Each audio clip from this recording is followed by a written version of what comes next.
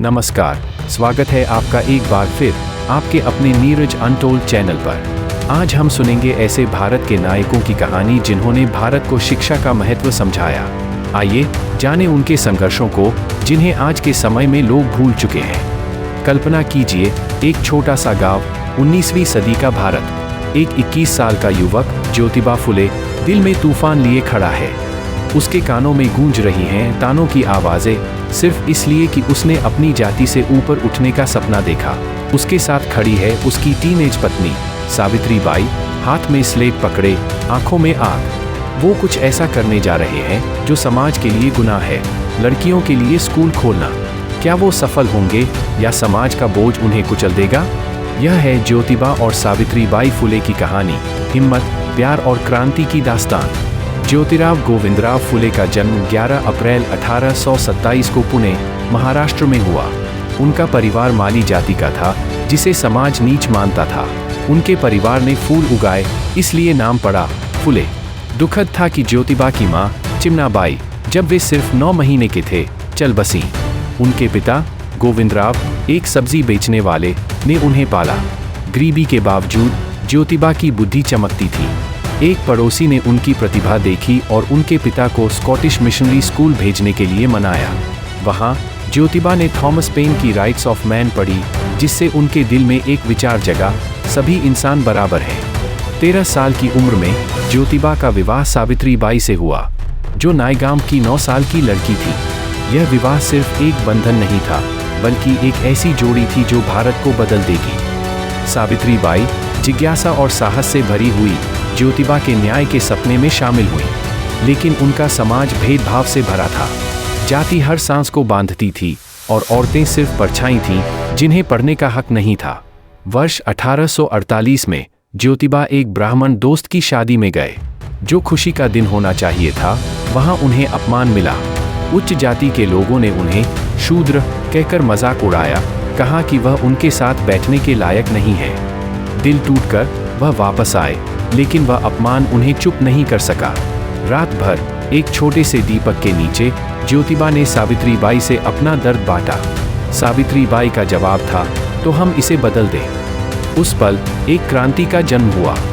ज्योतिबा मानते थे कि शिक्षा ही मुक्ति है, लेकिन लड़कियों, खासकर नीच जाति की, को पढ़ने का हक नहीं था। उन्होंने घर पर सावित्री बाई को पढ़ना लिखना सिखाया। सावित्री बाई ने हर अक्षर को दिल से सीखा, उनका हंसना घर भर देता था। साल 1848 में उन्होंने पुणे के भिडेवाड़ा में लड़कियों के लिए भारत का पहला स्कूल खोला। सावित्री बाई सिर्फ 17 साल की उसकी अध्यापिका बनी, भारत की पहली महिला शिक्षिका। लेकिन समाज तैयार नहीं था। ब्राह्मण गुस्से में थे, इसे पाप बताया। पड़ोसी सावित्री बाई पर थूकते, उनकी साड़ी पर कीचड़ और गोबर फेंकते। एक माली औरत पढ़ाए, ये कैसा गुनाह, वे चिल्लाते। ज्योतिबा को भी धमकियां मिली। उनके अपने परिवार ने उन्हें घर से निकाल दिया। फिर भी दोस्त उस्मान शेख और उनकी बहन फातिमा ने उन्हें पनाह दी। हर रात ज्योतिबा और सावित्री बाई पाठ तैयार करते, हाथ कांपते, लेकिन इरादा पक्का होता। अगर हम रुके, सावित्री बाई ने कहा, तो हमारी लड़कियों के लिए कौन लड़ेगा? 1851 तक पुणे में उनके 3 स्कूल थे और 150 से ज्यादा लड़कियां पढ़ रही थीं, गणित, विज्ञान, इतिहास। लेकिन ज्योतिबा ने देखा कि जाति व्यवस्था ही सबसे बड़ी बीमारी है। 1873 में उन्होंने सत्यशोधक समाज बनाया, जो शूद्र, दलित और औरतों को एक साथ लाया, ब्राह्मण अत्याचार के खिलाफ। यह सिर्फ एक संगठन नहीं था, बराबरी की पुकार थी। इसमें शादियां बिना पंडित, बिना दहेज के होती थीं। ज्योतिबा की गुलामगिरी ने जाति के जुल्म को दुनिया के सामने लाया, और इसे उन्होंने अमेरिका के गुलामी विरोधियों को समर्पित किया। सावित्री बाई भी कम नहीं थी। उन्होंने काव्य फुले लिखा, औरतों को जगाया। उन्होंने विधवाओं के लिए आश्रय खोला, बच्चों को मरने से बचाया और एक बच्चे, यशवंत, को गोद लिया। हर कदम लड़ाई थी। ऊंची जाति के लोगों ने उनके स्कूल तोड़ दिए। 1857 के विद्रोह के बाद पैसा खत्म हो गया। फिर भी ज्योतिबा ने ठेकेदारी का काम किया, अपनी कमाई मिशन में लगाई। सावित्री बाई को जान से मारने की धमकियां मिली, लेकिन उनकी मुस्कान नहीं गई। छोड़ दो उन्हें घृणा करने, उन्होंने ज्योतिबा से कहा, बस हमारी लड़कियां पढ़े। संघर्ष के बीच उनका प्यार चमकता था। ज्योतिबा सावित्रीबाई को साथी कहते, न कि सिर्फ पत्नी। वे छोटे छोटे पल बांटते, सावित्रीबाई अपनी कविता सुनाती, ज्योतिबा बाग संभालते, जातिमुक्त भारत का सपना देखते।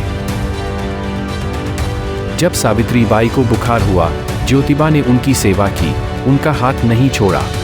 उनका गोद लिया बेटा यशवंत डॉक्टर बना, उनके सपने का सबूत।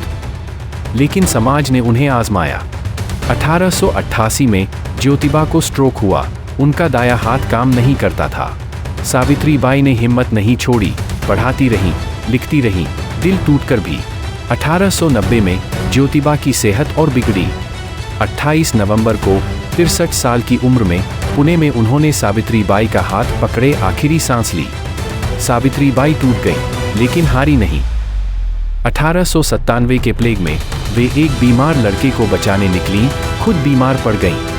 10 मार्च 1897 को वे भी चल बसीं, एक नायिका की तरह। उनके स्कूल एक आंदोलन बने। Doctor B.R. अंबेडकर ने ज्योतिबा को अपना गुरु माना।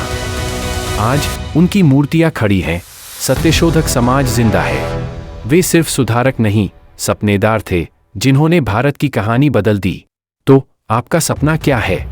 क्या आप भी ज्योतिबा सावित्रीबाई की तरह हर मुश्किल के बावजूद लड़ेंगे?